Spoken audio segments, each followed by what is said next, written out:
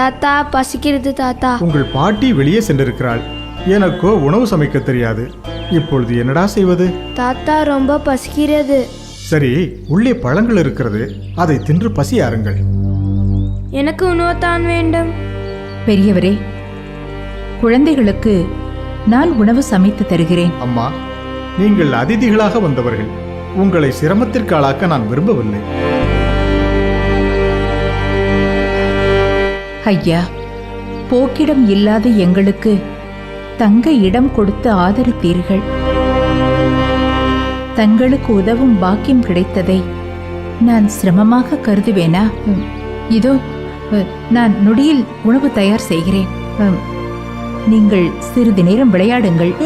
அதற்குள் நான் உணவு தயார் செய்கிறேன். அம்மா, இவர்களை பார்த்துக் கொள்ளுங்கள். நான் போய் இவர்கள் பாட்டியை அழைத்து வருகிறேன். போய் விளையாடுங்கள்.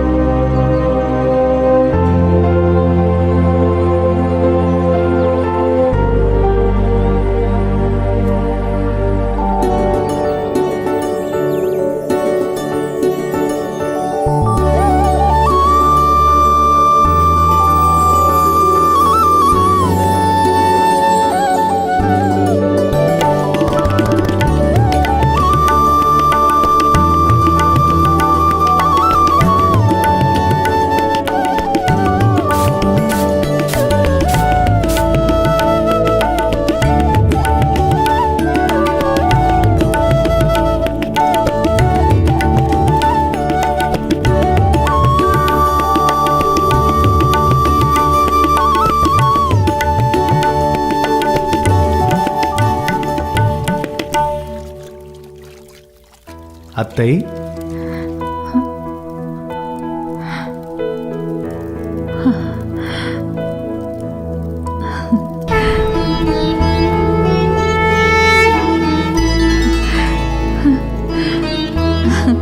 கிருஷ்ணா,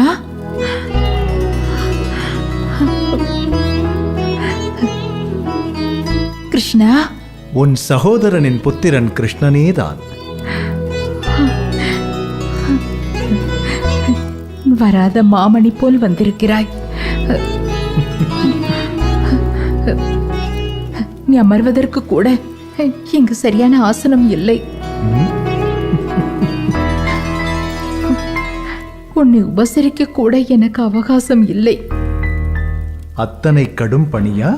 எங்களுக்கு அடைக்கலம் கொடுத்த பெரியவரின் பேர குழந்தைகளுக்காக நான் இங்கு உணவு சமைத்துக் கொண்டிருக்கிறேன். இதோ நொடியில் சமையலை முடித்து விடுகிறேன்.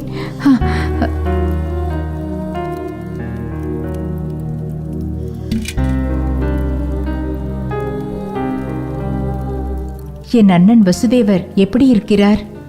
அரசன் குந்திபோஜன் உன்னை தத்தெடுத்த பிறகும் என் தந்தையின் நினைவு உனக்கு இருக்கிறதா அத்தை?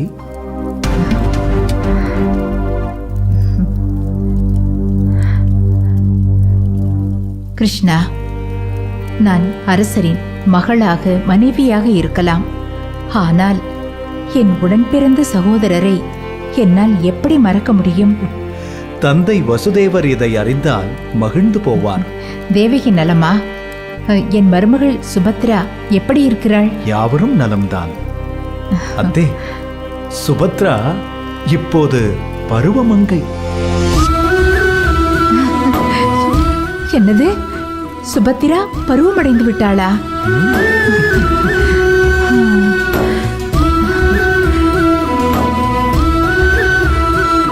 கிருஷ்ணா, உன் திடீர் வருகைக்கு காரணம்? பாஞ்சால தேச சுயம்பரத்திற்கு நானும் அண்ணன் பலராமனும் வந்தோம். பலராமன் ஏன் இங்கு வரவில்லை? ஜராசந்தனும் சிசுபாலனும் எங்கள் மீது கடும் கோபத்தில் இருந்தார்கள். ஆகவே அவர்கள் போர் தொடுத்தாலும் தொடுக்கலாம் என்ற எண்ணத்தில் நாட்டை காக்க விரைந்து விட்டார். கிருஷ்ணா, யசோதை எப்படி இருக்கிறாள்? நலம்தான். அத்தையை காண ஓடோடி வந்திருக்கிறேன். உன் மருமகனுக்கு ஒரு வாய் தண்ணீர் தரமாட்டாயா? இதோ.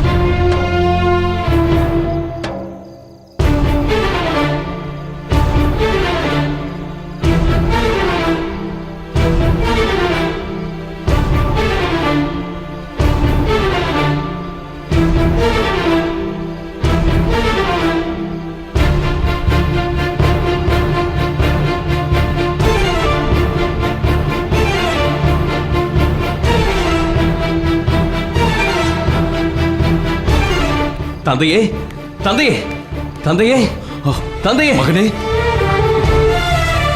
தந்தையே. திருஷ்டத்யும்னா, ஏன் இவ்வளவு பதற்றத்தோடு வருகிறாய்? என்ன நடந்தது? என் புத்திரி திரௌபதி எங்கே இருக்கிறாள்? அவளுக்கு என்ன ஆயிற்று? நீங்கள் நினைப்பது போல் பதட்டப்படுவதற்கு ஒன்றுமில்லை. திரௌபதி நலமாகவே இருக்கிறாள். அவள் தனது லட்சியத்தை எட்டிவிட்டாள். மகனே, சொல்வதை விளங்கச் சொல். பதற்றத்தில் என் இதயமே வெடித்து விடும் போல் இருக்கிறது. அரசே, சற்று ஆசுவாசமாக இருங்கள். திருஷ்டத்யும்னா, நீ சொல்ல வந்ததை சொல். உன் வாயிலிருந்து உதிரும் திருமொழி எனது துயரத்தை போக்கட்டும். சொல் மகனே. பெரும் விசாரணைக்கு பிறகு அந்தணர்களை வழியில் கண்டேன். அவர்கள் வேறு யாரும் அல்ல, பாண்டவர்கள்தான்.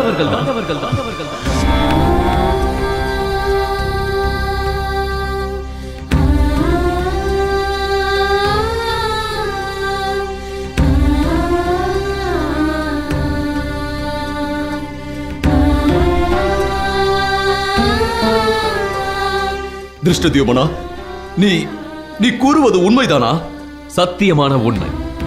சுயம்வரத்தில் திரௌபதியை வென்றது அர்ஜுனன் தான்.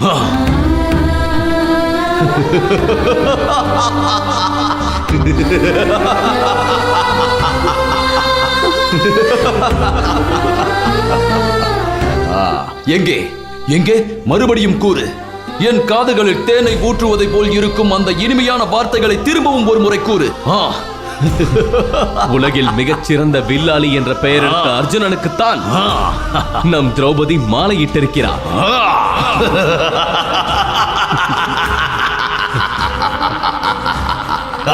எங்கே எங்கே மறுபடியும் கூறு. என் காதுகளில் தேனை ஊற்றுவதை போல் இருக்கும் அந்த இனிமையான வார்த்தைகளை திரும்பவும் ஒரு முறை கூறு. உலகில் மிகச் சிறந்த வில்லாளி என்ற பெயரெடுத்த அர்ஜுனனுக்குத்தான் நம் திரௌபதி மாலையிட்டிருக்கிறார்.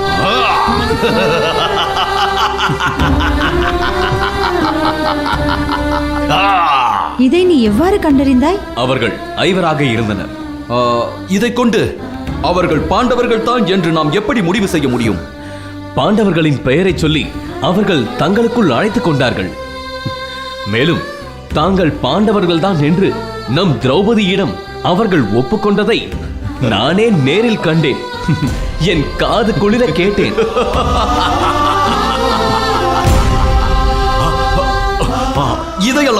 இதையல்லவா நீ முதலில் கூறியிருக்க வேண்டும்.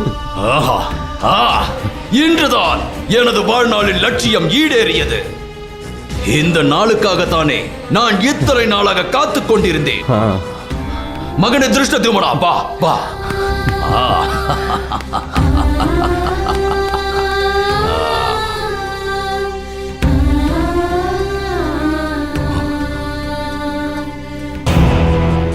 எங்கே என் மகள்?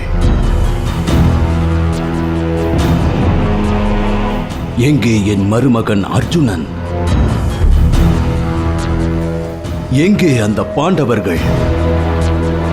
எங்கேயடா என் மகளும் மருமகனும்? ஏன் அவர்களை நீ அழைக்கவில்லையா? இல்லை, அவர்கள் வரவில்லையா? பாஞ்சாலியை சுயமரத்தில் வென்றது அர்ஜுனன் தான் என்று அறிந்ததும் எனக்கு ஒரு கணம் மகிழ்ச்சியில் எதுவும் புரியவில்லை தந்தையே. முதலில் இதை தங்களுக்கு தெரியப்படுத்த வேண்டும் என்றுதான் தோன்றியது. உங்கள் பதட்டத்தை தணிக்க வேண்டும் என்று இந்த மகிழ்ச்சியான செய்தியை உங்களிடம் சொல்ல ஓடோடி வந்தேன்.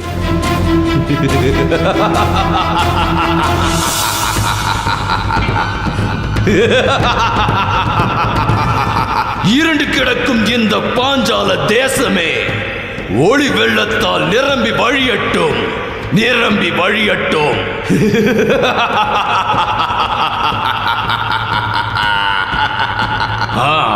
திருஷ்டத்யும்னா, தந்தையே, இந்த பாஞ்சால தேசம் மீண்டும் திருவிழா கோலம் பூண வேண்டும். இந்த அரண்மனை எங்கும் தோரணங்களால் அலங்கரிக்கப்பட வேண்டும். அப்படியே ஆகட்டும் தந்தையே. பாண்டவர்களை சகல மரியாதையோடு அழைத்து வருவதற்கான ஏற்பாடுகள் தொடங்கட்டும். மேளதாளங்கள், இசை கச்சேரிகள், நடன நிகழ்ச்சிகள் என இந்த அரண்மனையே அமர்க்களப்பட வேண்டும்.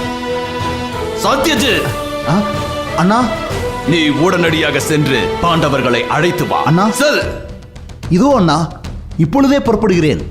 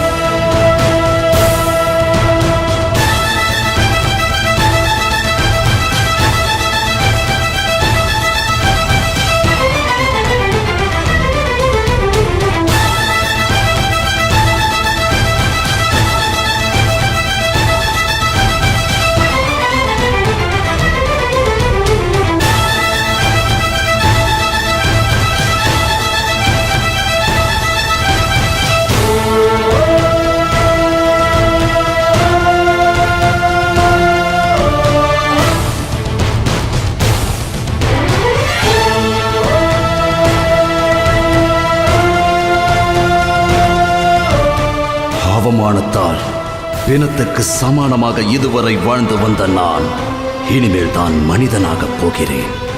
ஆம் அர்ஜுனா, உனக்கு இந்த கிரீடத்தை சொந்தமாக்கி உன்னை எனது சொந்தமாக்கப் போகிறேன். மித்ர சத்ரு துரோணனே, அதன் பிறகு தானாகவே அர்ஜுனன் உனக்கு எதிரியாவான். உன் தலையை என் மகன் யுத்த களத்தில் வெட்டி வீழ்த்துவான். அன்றே நான் சத்திரியனாவேன். இது சத்தியம்.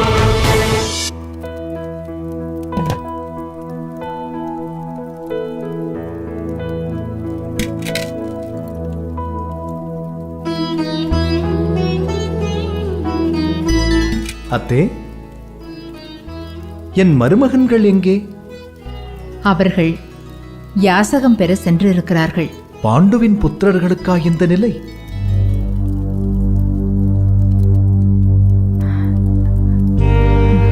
என்ன செய்ய, விதி எங்களை ஆட்டி படைக்கிறது. அத்தை, இந்த பழத்தை நான் எடுத்துக்கொள்ளட்டுமா?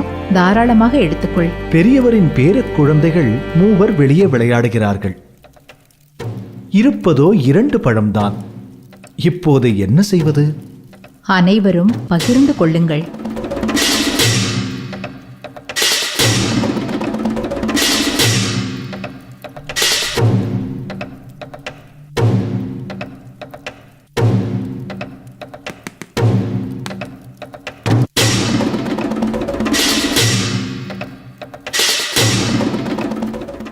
எப்போது நாடு திரும்புவதாக உத்தேசம்? முடிவு எங்கள் கையில் இல்லை கிருஷ்ணா.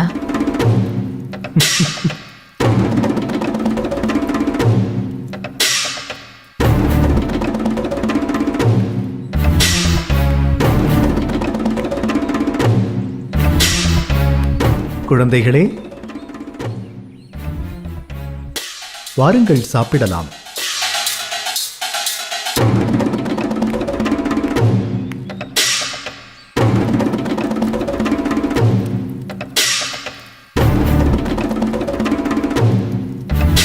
அத்தே, 2 பலகாரங்கள் இருக்கின்றன. நாங்கள் மொத்தம் 4 பேர். எப்படி உண்பதாம்? பகிர்ந்து கொள்ளுங்கள். வாருங்கள்.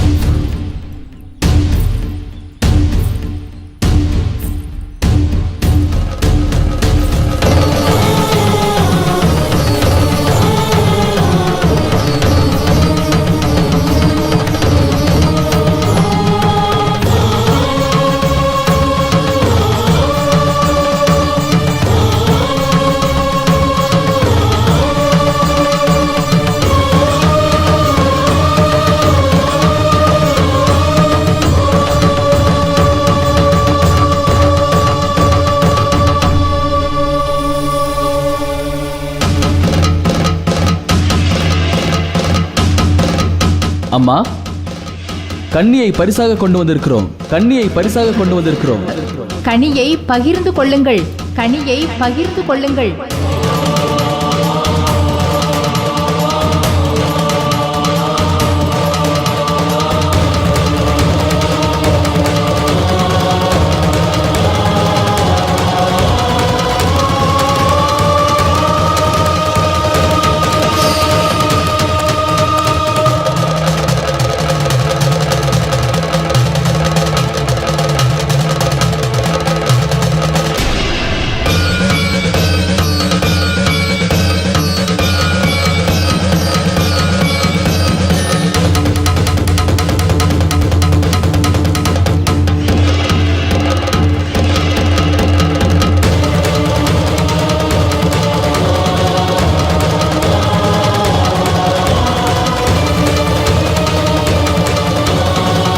அம்மா, வெளியே வந்து பாருங்கள்.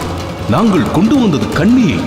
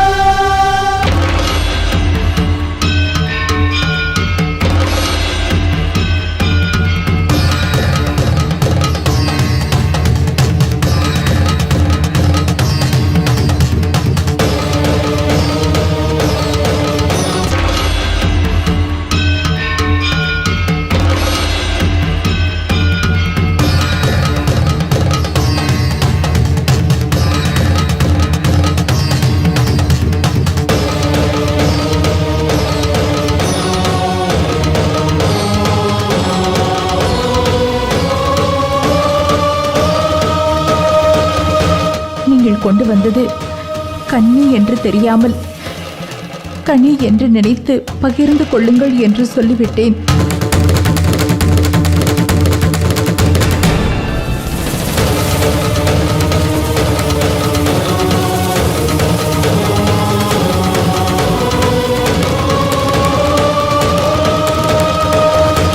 நீங்கள் எக்காரணத்தை முன்னிட்டும் தாயின் வாக்கை மீற மாட்டீர்கள் என்பது எனக்கு தெரியும்.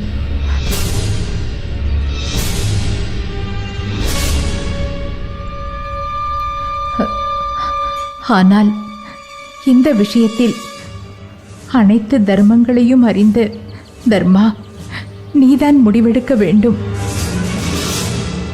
சுயம்பரம் மண்டபத்தில் வில்லை வளைத்து லட்சியத்தை அடித்து அரசர் வைத்த போட்டியில் வென்றவன் அர்ஜுனன். ஆதலால் அர்ஜுனன் ஒருவனுக்கே திரௌபதி சொந்தமாவாள்.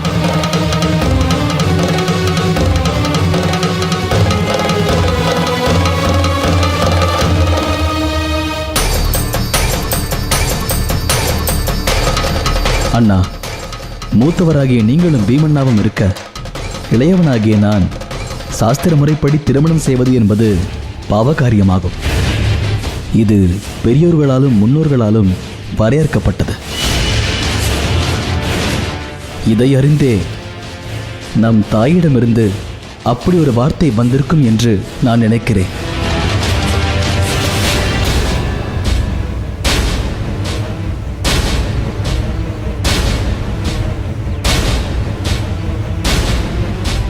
அண்ணன் இருக்கும்போது நான் இடும்பியை திருமணம் செய்து கொள்ளவில்லையா? நீங்கள் புரிந்தது காந்தர்வ மனம். அது மட்டுமல்ல, இடும்பி உன்னை விரும்பினாள். நீ ஏற்றுக்கொள்ளவில்லை என்றால் உயிரை துறப்பேன் என்றாள். அம்மா சொல்வதுதான் சரி. உங்கள் விஷயம் வேறு, திரௌபதி விஷயம் வேறு. விரும்பிச் சேர்ந்த பெண்ணை போட்டியில் வெற்றி பெற்று அடைந்த பெண்ணுடன் ஒப்பிட முடியாது. சகாதேவன் சொல்வதுதான் சரி என்று எனக்கும் தோன்றுகிறது. இருந்தாலும் இந்த குழப்பம் என்னால் தோன்றியது என்பதால் இந்த விஷயத்தில் தர்மா, நீதான் முடிவெடுக்க வேண்டும். பிள்ளைகள் விஷயத்தில் ஒரு தாயானவள் எப்பொழுதும் நல்ல வார்த்தைகளை உதிர்ப்பாள் என்று சாஸ்திரம் சொல்கிறது. ஆதலால் எந்த நிலையிலும் தாயின் வார்த்தையை தலைமேல் கொண்டு காப்பதுதான் பிள்ளைகளின் தர்மமாகும். இந்த அர்ஜுனனால் வென்றெடுக்கப்பட்ட திரௌபதி நம் ஐவருக்கும் சொந்தமானவள். இதுவே என் முடிவு.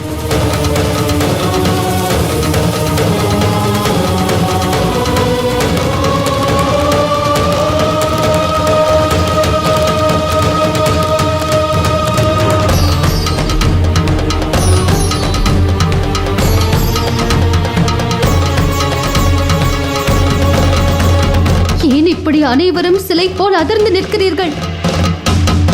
என்னை ஐவரும் பகிர்ந்து கொள்ளுங்கள் என்று சொன்னார்களே,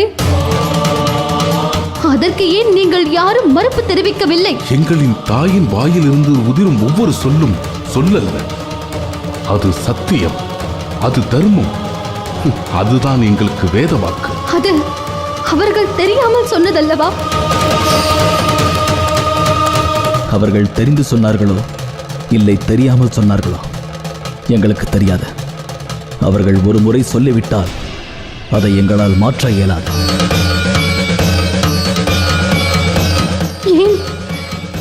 ஏன் மாற்ற இயலாது? பாண்டவர்களாகிய நாங்கள் எங்களுக்குள் செய்து கொண்ட சங்கல்பம் எந்த ஒரு சூழலிலும், எந்த காரணத்தினாலும், எந்த தருணத்திலும் நாங்கள் எங்கள் தாயின் வாக்கை மீறுவதில்லை. இது சத்தியம்.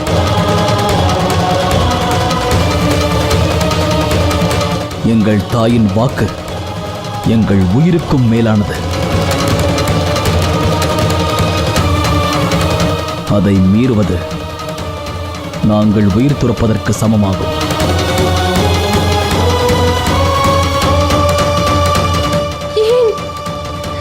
ஏன் இப்படி ஒரு சங்கல்பம் கொண்டீர்கள்? நாங்கள் காட்டிலே தந்தையை பறிகொடுத்தோம். யாருமற்ற அனாதைகளாக நாங்கள் அத்தினாபுரத்தின் அரண்மனை வாயிலில் நின்றோம். அன்று எங்களில் ஒற்றுமையே எங்களுக்கு பலமாக இருந்தது. அன்றுதான் எங்கள் தாய் இப்படி ஒரு சத்தியத்தை எங்களிடம் பெற்றார்கள். எக்காரணம் கொண்டும் எச்சூழலிலும் நாங்கள் எங்கள் தாயின் வாக்கை மீறமாட்டோம் என்பதே அந்த சத்தியம்.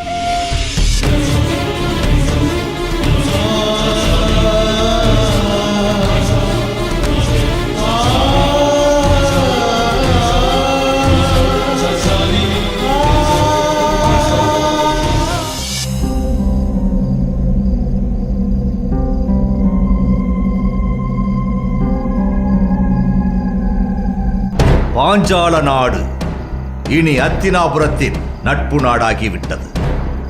இந்த பாரத வருஷத்திலேயே மிகப்பெரிய சாம்ராஜ்யம் இந்த அத்தினாபுரம் தான். மணமகளாக வரும் திரௌபதிக்கு மிகப்பெரிய வரவேற்பு நடத்த வேண்டும். இந்த நிகழ்வு சரித்திரத்தில் என்றும் நீங்காத நிகழ்வாக இருக்க வேண்டும். திரௌபதியை மணமுடிக்கும் துரியோதனனுக்கு உடனடியாக பட்டாபிஷேகம் செய்து இந்த அத்தினாபுரத்தை பரிசாக தர வேண்டும். அப்படியே ஆகட்டும் அரசே.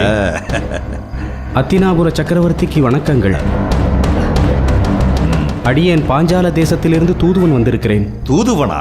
பாஞ்சால தேசத்தில் இருந்தா? என் மகன் துரியோதனன் சுயம்வரத்தில் வெற்றி பெற்று விட்டான் தானே?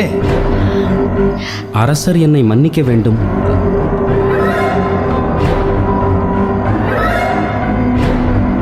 இளவரசர் துரியோதனர் சுயம்வரத்தில் தோல்வியை தழுவினார்.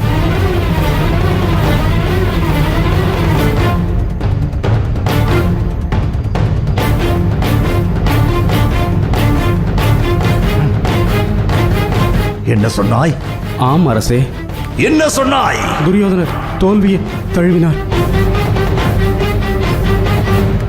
அப்படி என்றால் துச்சாதனன் வெற்றி பெற்று விட்டான் தானே? இல்லை அரசே, அவரும் படுதோல்வியை தழுவினார்.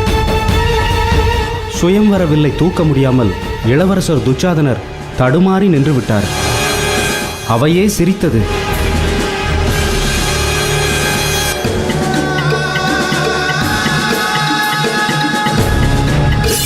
ஐயோ அரசே!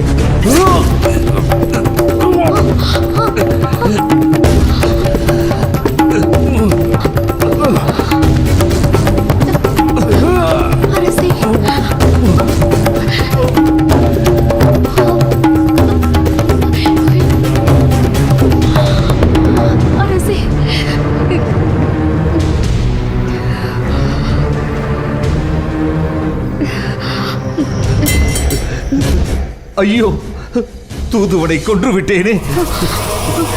இது சத்திரிய தர்மத்திற்கு எதிரானதே. காலம் என்னை தூற்றுமே. ஐயோ, நான் என்ன செய்வேன்? ஐயோ.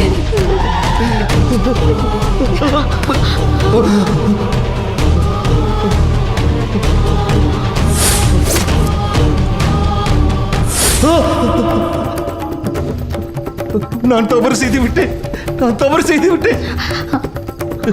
அரசே, அரசே, தங்களுக்கு என்னவானது?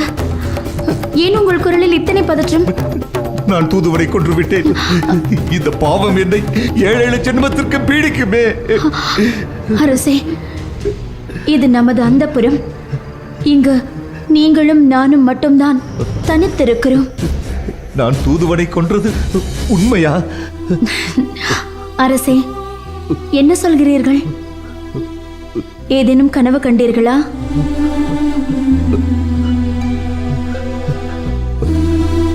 அப்படித்தான் போல் இருக்கிறது. அரசே, நிம்மதியாக துயில் கொள்ளுங்கள். பதற்றத்தை தவறுங்கள். உறங்குங்கள்.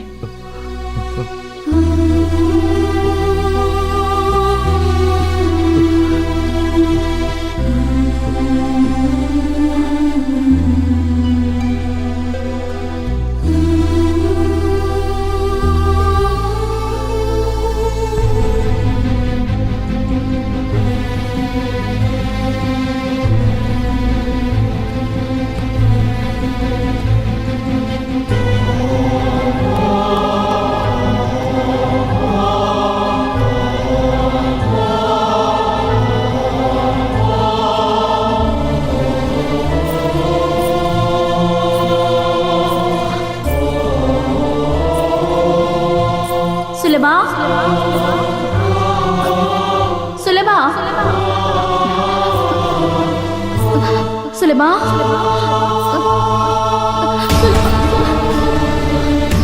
சுலபா, சுலபா, மகாராணி, மகாராணி, மகாராணி, என்னவாயிற்று? எழுந்திருங்கள். பார்த்து, மெதுவாக பார்த்து. மகாராணி, தங்களின் அகால வருகை என்னை அதிர வைக்கிறது. அதுவும் தனியாக வந்துள்ளீர்களே. சுலபா, என்னை விதுரனிடம் அழைத்து செல்வாயா? சரி, வாருங்கள். பார்த்து.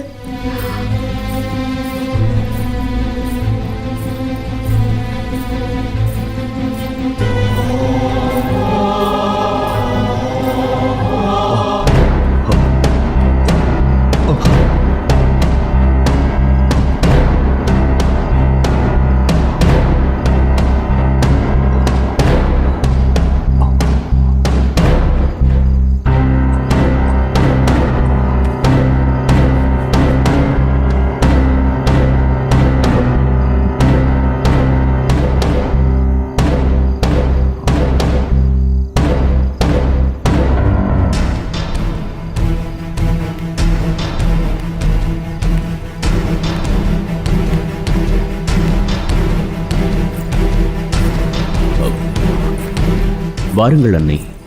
தங்களை இந்நேரத்தில் நான் எதிர்பார்க்கவில்லை. விதுரா, அரசர் படும் பாட்டை என்னால் சகிக்க முடியவில்லை. சுயம்வரத்தின் முடிவுதான் என்ன? அதை தெரிந்து கொள்ளவே நான் இங்கு வந்தேன். அன்னை, நிச்சயம் நமக்கு வெற்றியே கிட்டும். விதுரா, விதுரா, விதுரா, விதுரா, விதுரா, விதுரா. விதுரா, அரசர் படும் பாட்டை என்னால் சகிக்க முடியவில்லை. சுயம்வரத்தின் முடிவுதான் என்ன? அதை தெரிந்து கொள்ளவே நான் இங்கு வந்தேன்.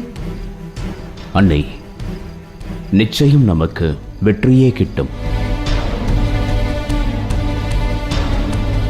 விதுரா, விதுரா, விதுரா, விதுரா, விதுரா. அண்ணா, தாங்களும் வந்து விட்டீர்களா? வாருங்கள்.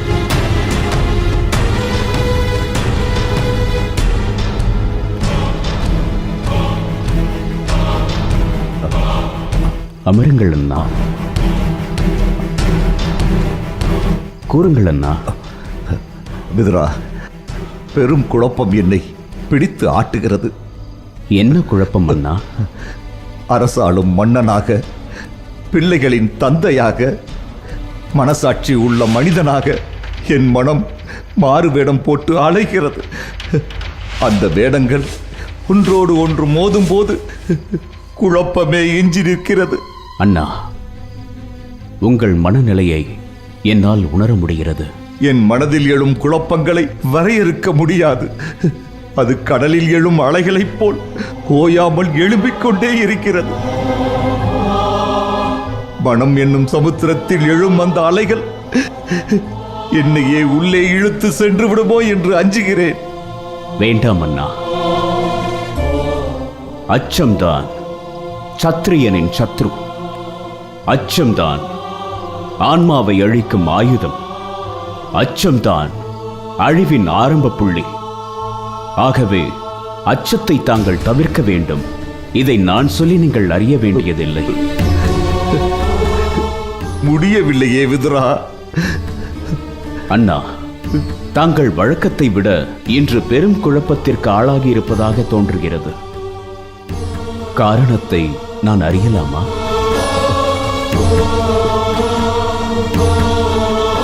சுயம்வரத்திற்கு சென்ற நம் புத்திரர்கள் வென்றார்களா?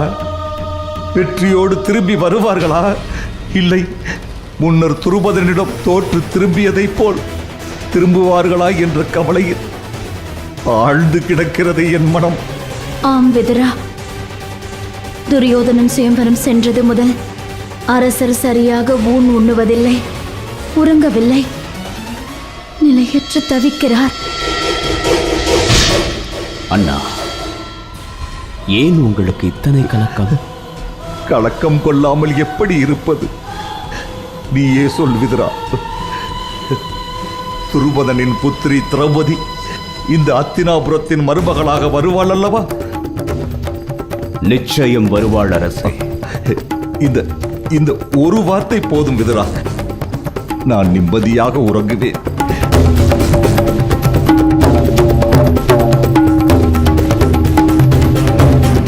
என் மகன் துரியோதனன் மாபெரும் பராக்கிரமசாலி. அவனோடு மோதும் பலமுள்ளவன் பீமன் ஒருவனே. அவனும் இப்போது உயிரோடும் இல்லை.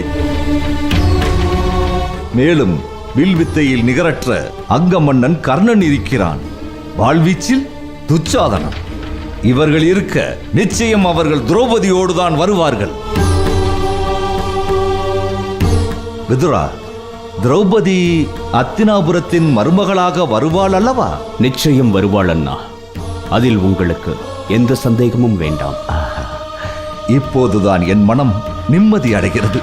துரியோதனன் நாடு திரும்பியதும் அவனுக்கு திருமணம் செய்ய வேண்டும். ஆம், திருமணம் செய்த கையோடு அவனுக்கு பட்டாபிஷேகம் செய்ய வேண்டும். நான் சொல்வது சரிதானே விதுரா? சரிதான் அண்ணா.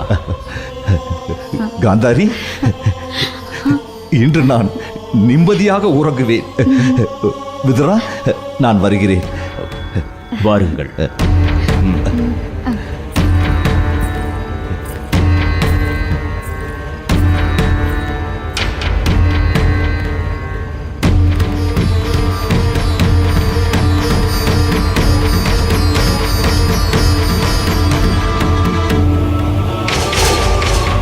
திரௌபதி நிச்சயம் ஹத்தினாபுரத்தின் மருமகளாக வருவாள்.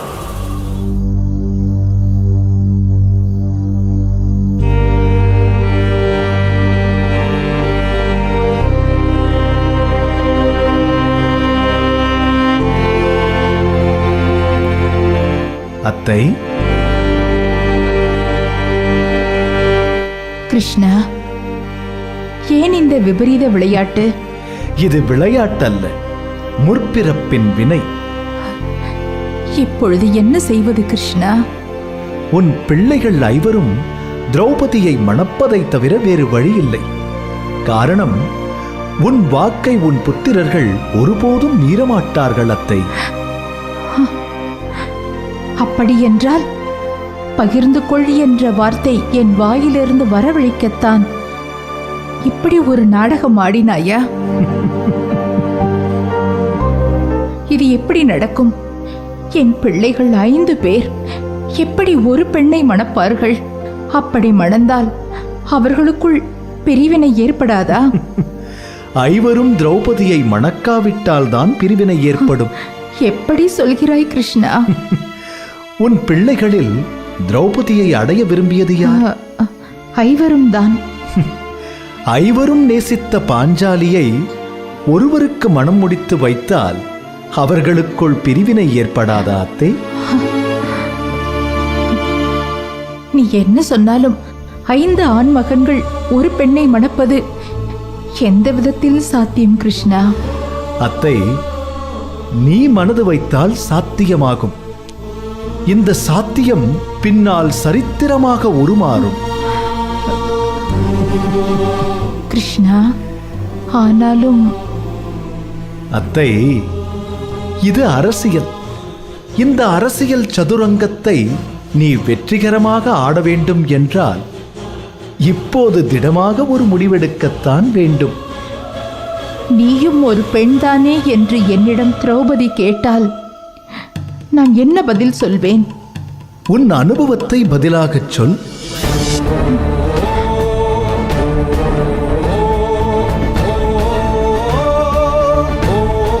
நீ கற்ற அரசியல் பாடத்தை பதிலாகச் சொல்.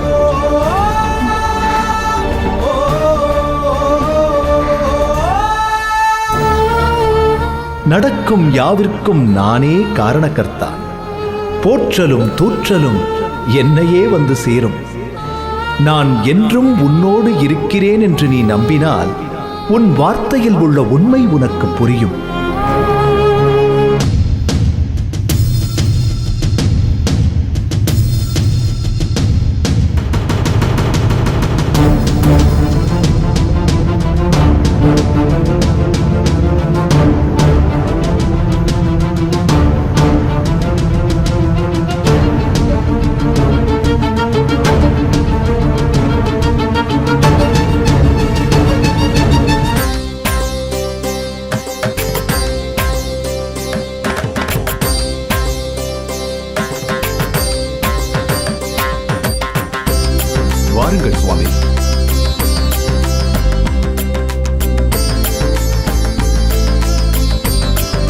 வாருங்கள் வாருங்கள் சுவாமி.